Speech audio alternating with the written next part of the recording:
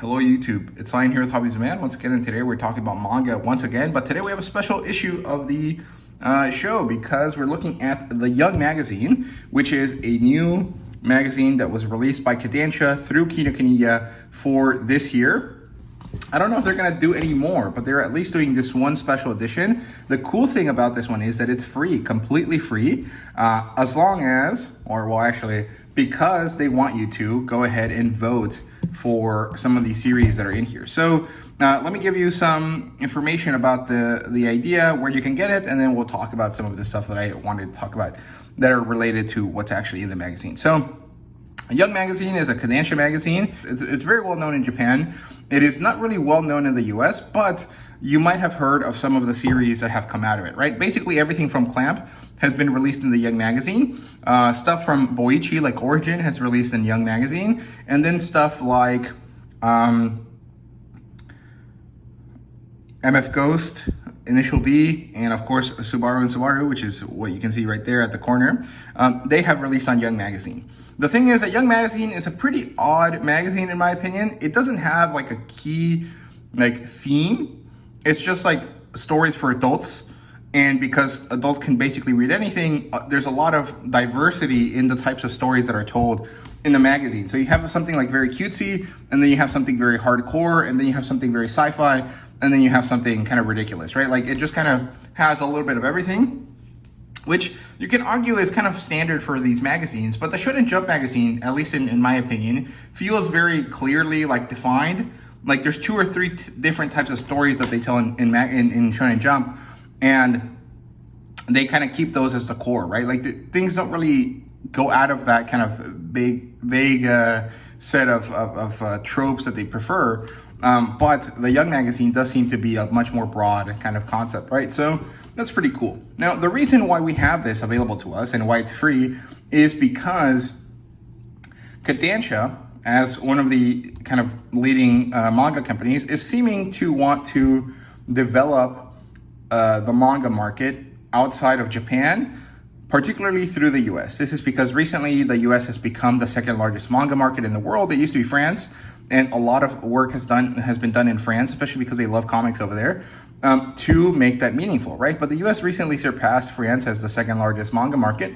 And so it seems like Japanese companies are shifting their focus to try to provide for the US market in a way that they haven't before, right? And so Kodansha decided to do this, which is a special issue of the magazine, specifically made for the US, tailor-made for the US, with the hope that we will read through the 16 new books that they gave us here, the 16 new series that they gave us here, and vote for some of them.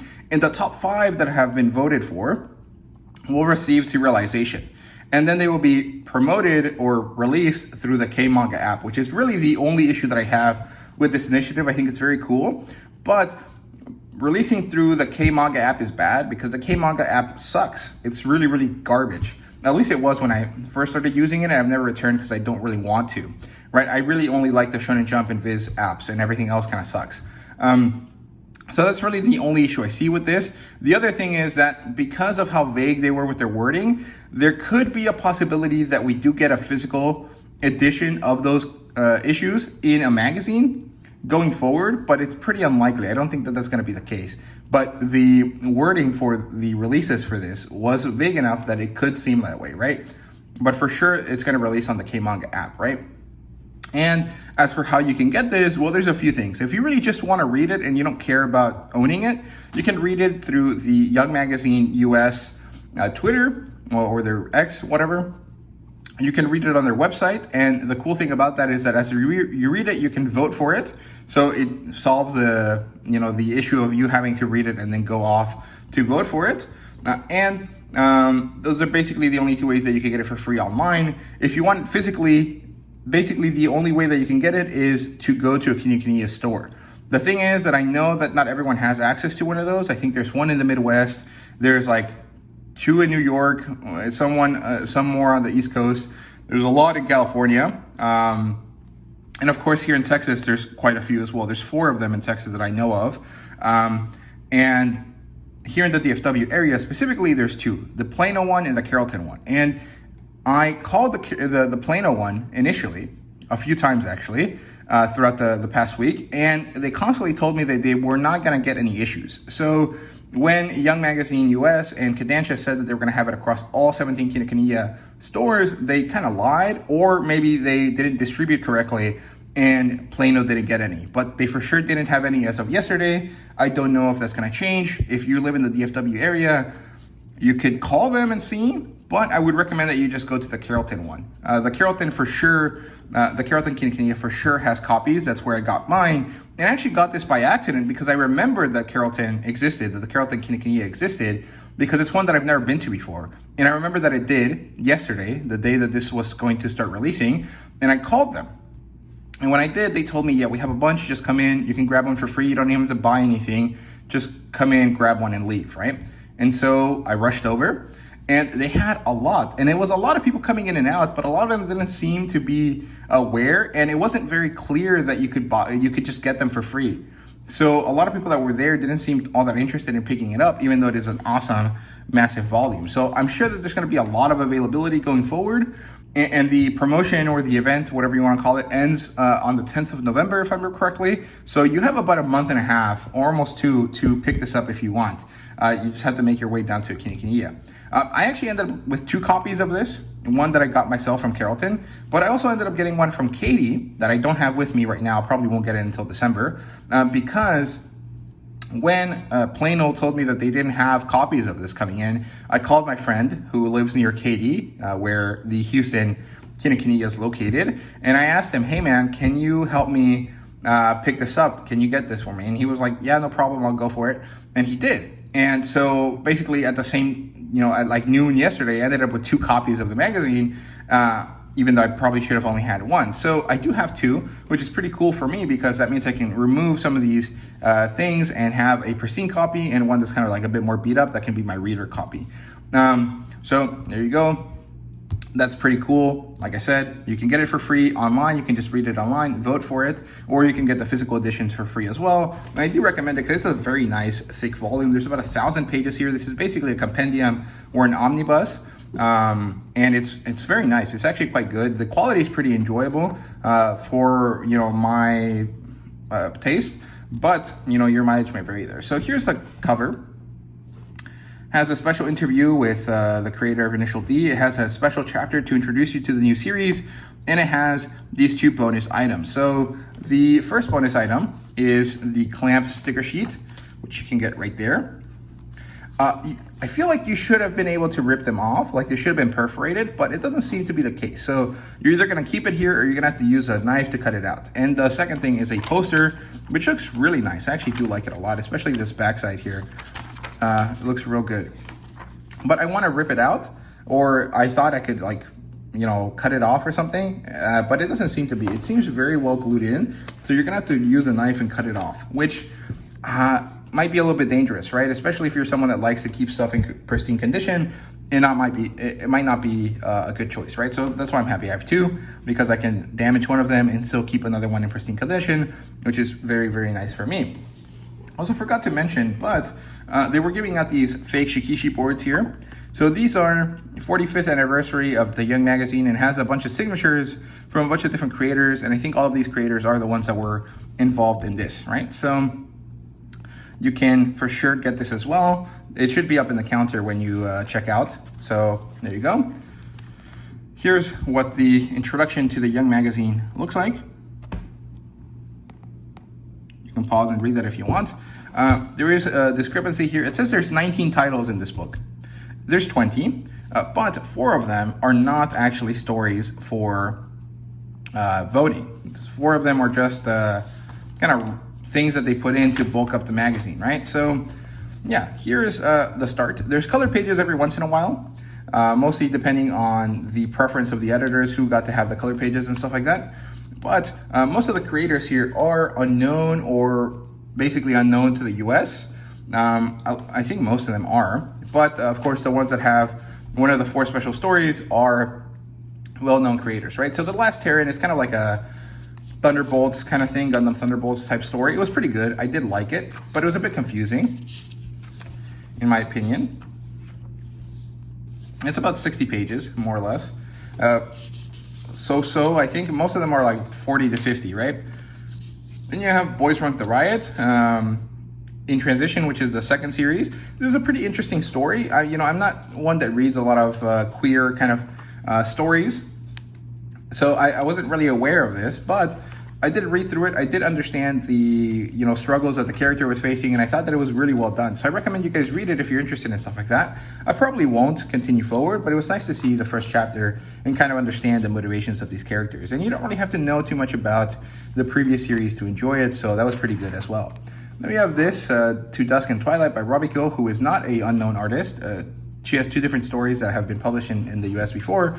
This was pretty good. It was basically a high school aged vampire and a hitman become friendly, and then they kind of develop or seem to be people that will develop a relationship with each other going forward, right?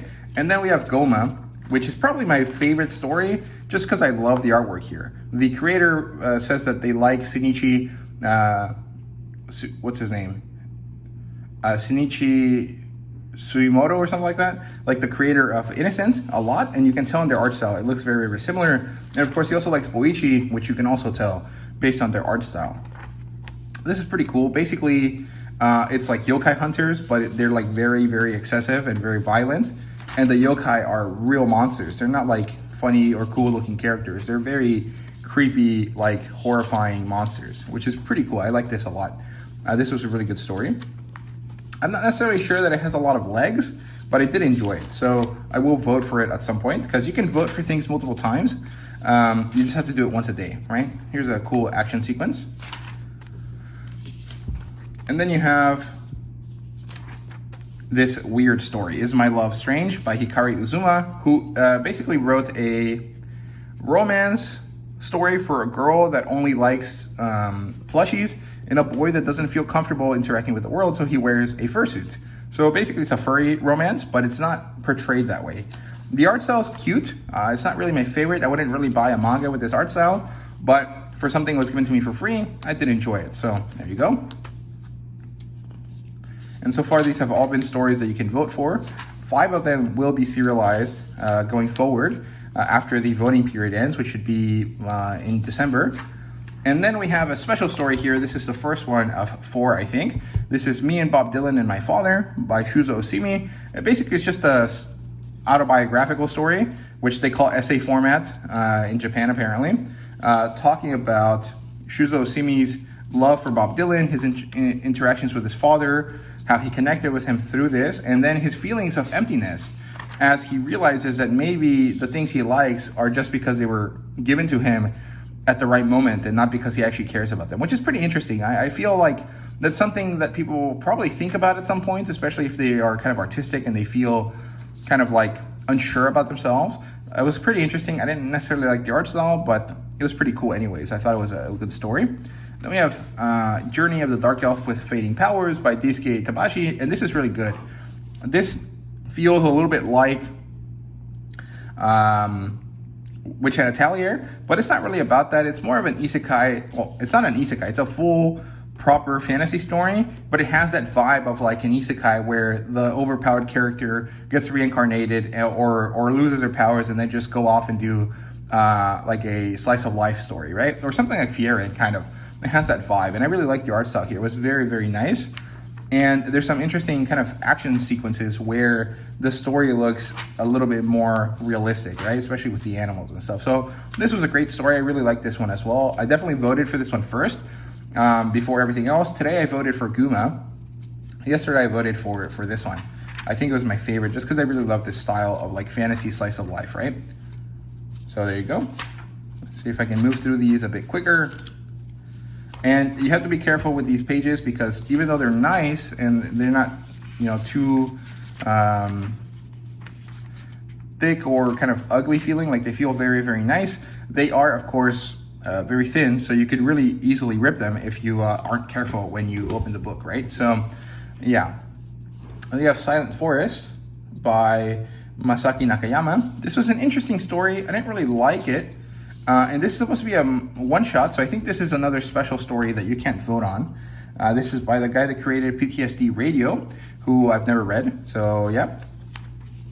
Cool art style. The horror elements were pretty interesting, but I didn't really care too much. I don't like horror manga all that much, or horror in general, to be honest with you. And this was interesting, but it was like a old-timey story that then ends up in the modern world, and I was just not that interested in it myself. But yeah, I think I don't think you can vote for this one, but maybe you can. I'm not really sure. Then we have The Night of Blasphemy by Ray Kindle. This was a great story too. This was a fantasy story. Basically, you have this world where there's only two religions, and they're constantly at war with each other. So it's basically the Crusades, but constantly. And our character wants to be a knight to protect his people. And then when the knights of the other country show up and kill his adoptive father, he decides that he's going to be a knight to end all wars, right? To stop the crazy crusade. And so he basically becomes a blasphemous knight. And it's pretty cool. I liked it a lot. I think it was a really good story. It felt very good. The ending was great. The action was good. And the styling was really nice as well.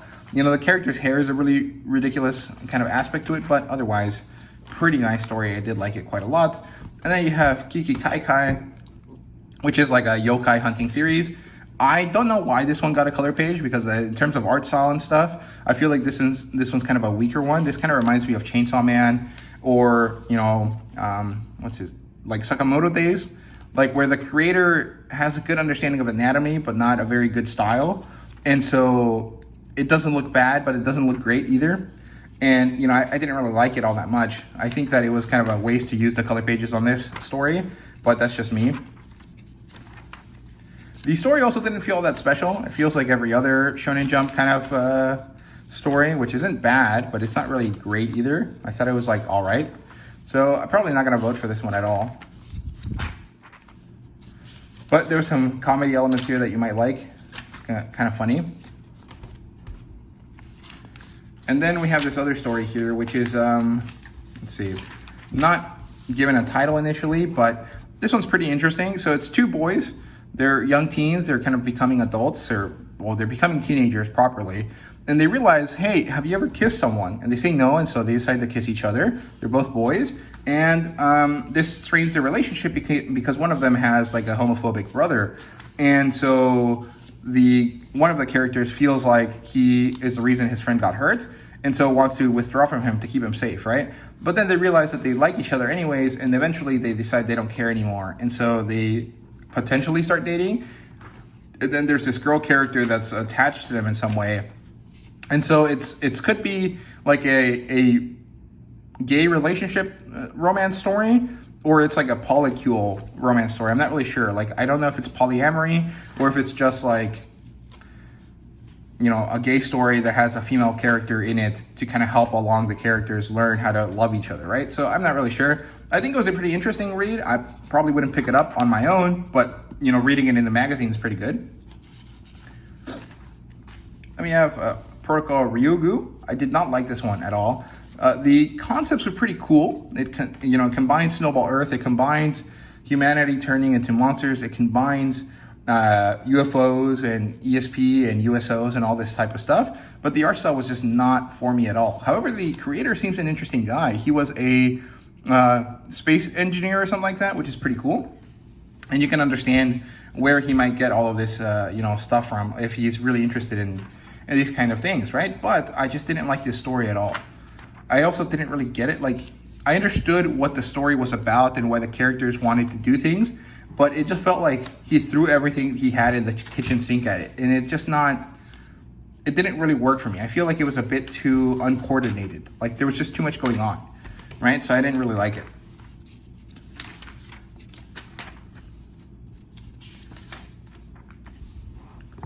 And then we have this one here. I can't remember what it's called. I think it's Graveyard Shift. And this one's basically about a ghost that wakens, and he interacts in a world where humanity has moved on from existing outside. And so he interacts with robots. And so he's a spirit, and then the person, or the robot, is a vessel with no spirit. And they interact, and they realize that there could be something for them, some way in which they can interact. Then the ghost ends up being a piece of shit, and he tries to take her over, and then she uses him as a way to prove that she has a soul. And it was a pretty cool story. I liked it. I think it was cute. It was pretty funny. And I did enjoy it. So I hope that this gets serialized. I don't necessarily know that I will vote for it myself. I don't think I liked it that much, but it was enjoyable. The art style was cool. And of course, I liked the robot girl a lot. We have this one called Pregnant. This is a kind of like horror thing. Basically, random people are starting to die. A lot of them have to do with pregnancy. And it seems like there's some demon insurgents that's coming through from the netherworld into Earth. And our character is a guy that's very, very in love with his wife. He wants to protect her while she's pregnant, and then has to deal with this demon that took over his child, right? Pretty interesting. Not really my favorite. I don't think I would read it going forward, but if it was serialized, good for people that would like it. I just don't think I'm one of them, right? Let's see, what else is there? We have this one here. This is a pretty cool sci-fi robot story. If you like something like Origin, you might like this one. It's called Project Metalla. Basically, Earth has exploded, or people have moved away from Earth or something. And now there's a bunch of people on Mars and the moon, and particularly like a Chinese society or Chinese-based society is changing things and doing things that they shouldn't do. And so they're sending in this supposedly American group of people that are all cyborgs. His name is Martinez. The other guy has like a German name. The male, one of the female characters has like an Asian name, and then one of them has like a, Scandinavian name or something like that. So it's very, understandably like whatever, diverse or whatever, I guess you could call it. And it fits within the context of like space exploration, right?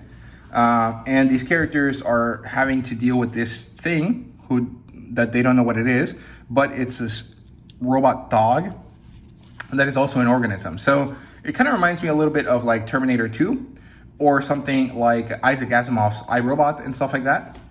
And these characters have to fight it, and they realize that they're fighting something that is alive. It's just made of metal, right? And it's a pretty cool story. I did like it. I think the art style was pretty cool as well. The characterization was my favorite. I didn't really think it was that great, but I didn't hate it either. It was, all right. Then we have Godmother. I didn't really enjoy this one. I didn't really hate it either, but basically there's this old lady who's like 115 years old, and she controls a bunch of spirits or yokai in Yokohama, Japan. And a girl who's Chinese suddenly gets sent to visit her grandmother. And it turns out that she has to take on the responsibilities of her grandmother as this holder of all these spirits because she's going to die within a year. And this girl is just afraid for her life, and she doesn't know what the fuck's going on. And she just has to stay there, and hopefully she will understand later, right? Not bad, not good either. I didn't really like it. I think it was whatever. Then we have this other story here, Fasciation, which is pretty interesting. So, it's about a depressed woman who finds a young girl and becomes her mother. And through becoming her mother, she finds kind of some happiness or some understanding of her life through her, right? And there's this subplot that helps us develop this by having the world basically turn on humanity, and the humans having to go live in a desert, where then they interact with this witch character who gives them a body part of hers every once in a while to help them grow plants that they need, right? But the thing is that they're growing too greedy, and they're constantly forcing her to give them their arm. And so her powers are not able to recharge her in time. And so they want her to kill herself and send her or give her powers to the next person over, which is the young girl that she saved. And so throughout the story, she realizes that she does not want to do this. She wants to save the young girl. She wants to live her life with her as her mother. And so by the end of it, they decide to go off and leave the humans behind and do what they think is best for themselves, right? Pretty cool story. I liked it. The art style's not my favorite, but I did enjoy the story. I thought it was cute. Also kind of sad and depressing, but mostly cute.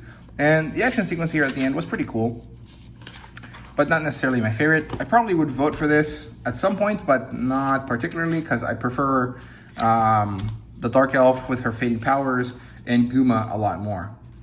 And Last Terran is also pretty good. Let's see. Damn, this story's kind of long. I did not realize it was that long. It keeps going on and on and on. This is by Oga. And then we have Into the Dark, which is a story I did not like because I don't like this art style at all. I'm not even gonna bother to tell you about it. I'll just show you some of the artwork. Not a fan. I just kind of skipped through this because I did not like the art style at all. Just looks kind of childish, which, you know, is a thing that maybe you're into. I didn't really like it. So here's all the stories that you can vote for.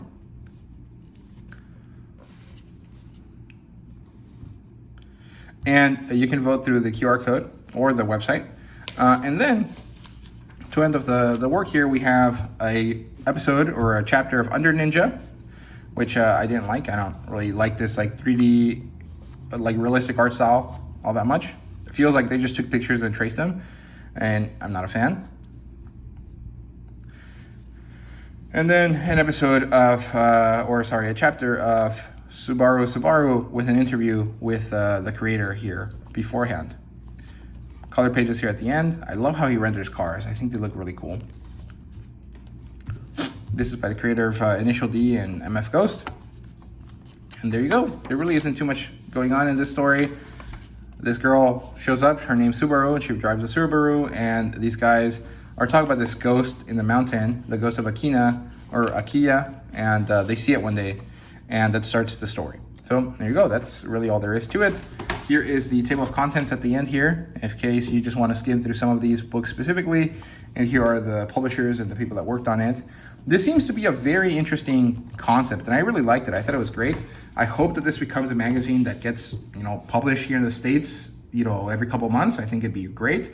But to be honest with you, I don't think so, which is a shame because right now we are seeing a resurgence, a return in the comic book anthology. You know, we have things like Heavy Metal, Metal Hurlant, Savage Draconian, Vampiress, and Shudder that are coming out.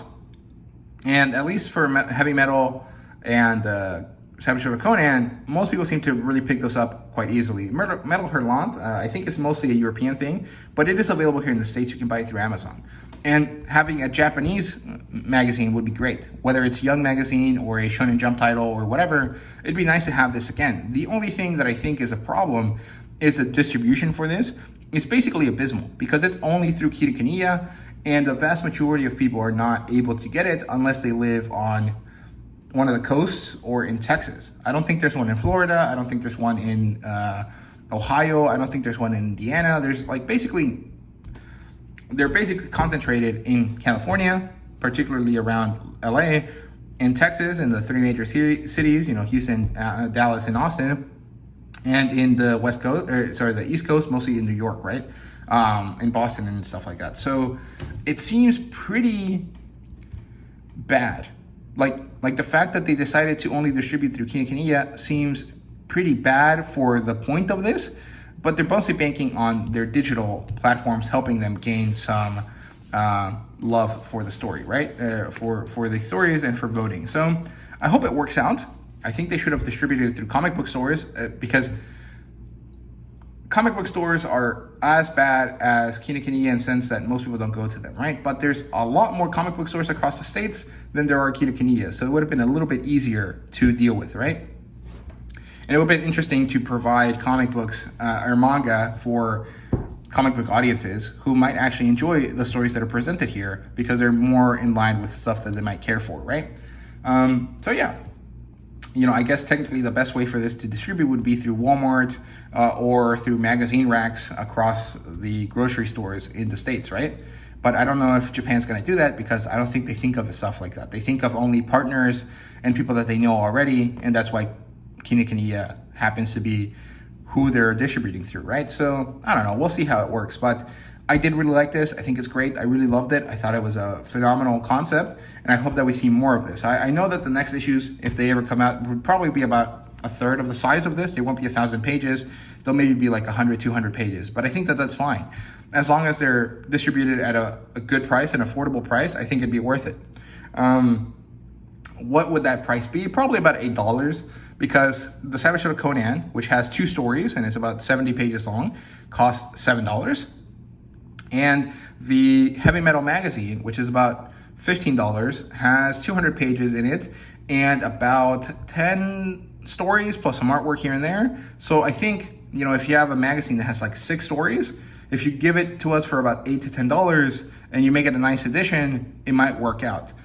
So I don't know, we'll see how it goes. But yeah, those are my thoughts here on Young Magazine. I'm gonna upload this the day that I recorded, so hopefully you'll see it today, Friday. And let me know what you thought. Let me know if you picked up a copy of it yourself. And thank you guys so much for watching. Hope you guys enjoyed. See you guys next time.